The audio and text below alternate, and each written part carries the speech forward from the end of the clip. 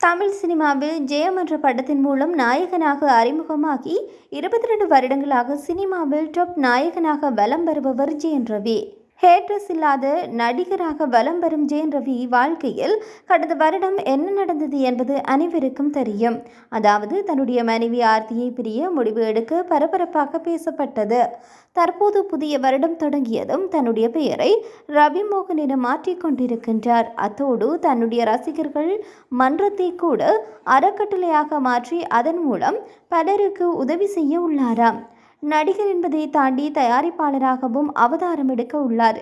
கடந்த வருடம் மனைவி ஆர்த்தியிடமிருந்து விவாகரத்து கேட்டு இவர் தொடர்ந்த வழக்கு குடும்ப நல நீதிமன்றத்தில் நடந்து வருகின்றது. இவர்களுடைய வழக்கு பல விசாரணைகளுக்கு பிறகு மீண்டும் விசாரணைக்கு வந்தது. இதில் ரவி மற்றும் ஆர்த்தி இருவருமே காணொலி வாயிலாக ஆயராகினர். இருவருக்கும் இடையே சமரச பேச்சுவார்த்தைக்கான மத்தியஸ்தர் என்று அழைத்திருப்பதாக அவர்களின் வழக்கறிஞர் நீதிபதியிடம் தெரிவித்தார்.